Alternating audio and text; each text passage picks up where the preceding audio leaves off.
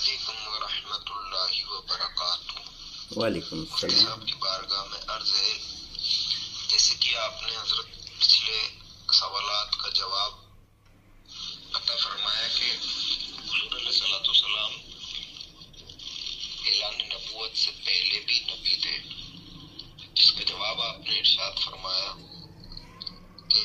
حضور علیہ الصلوۃ والسلام کی حدیث پاک موجود ہے کہ حضور فرماتے ہیں کہ میں اس وقت بھی نبی تھا جس وقت حضرت آدم علیہ السلام خلق نہ کیے گئے تھے۔ بے شک آپ کا یہ حوالہ درست ہے حضرت، الحمدللہ، لیکن سامنے والے نے پھر اعتراض کیا کہ نبی کی تعریف کیا ہے، تو نبی کی تعریف یہ بتائی، اور ہم نے بھی جب بارے شریعت میں دیکھا تو نبی کے ساتھ وحی کا خاصہ کیا کہ نبی وہ ہوتا ہے جس کے اوپر وحی ہو، یعنی کہ بغیر وحی کے نبی نہیں ہو سکتا، یہ نبی کا خاصہ ہے وحی کے ساتھ ہونا۔ فرماتے ہیں کہ عالم ارواح کے اندر آپ مانتے ہو کہ حضور علیہ الصلوۃ والسلام وہاں بھی نبی تھے، تو پھر وہاں سے وحی کو ثابت کرو، اگر وہاں وحی نہیں تو پھر آپ کی یہ شرط کیا ہے کہ نبی کے ساتھ وحی کا ہونا لازم ہے، کیوں کر لازم ہے؟ اس طریقے کا اس کا سوال ہے، برائے کرم آپ ارشاد فرما دیجیے۔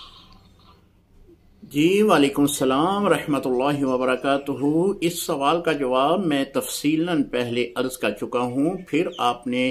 معترض کا جو اعتراض ہے اس کو سامنے رکھتے ہوئے یہ بیان فرمایا ہے کہ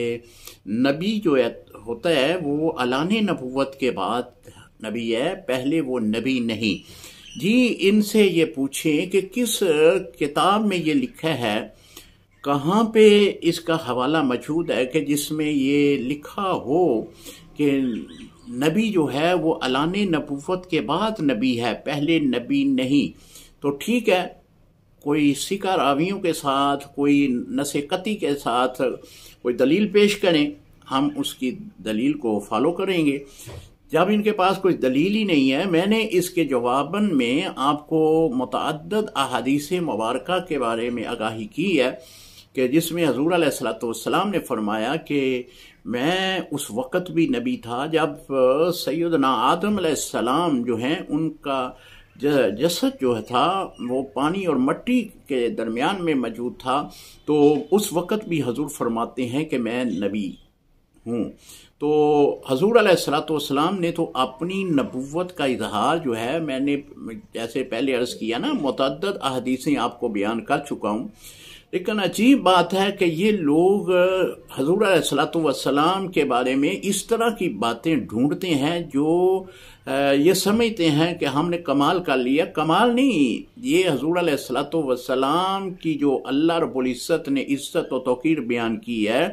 اس میں کمی لانے کا جو یہ ایک اپنا من گھڑت منصوبہ انہوں نے بنا رکھا ہے، بد عقیدہ لوگ ہیں،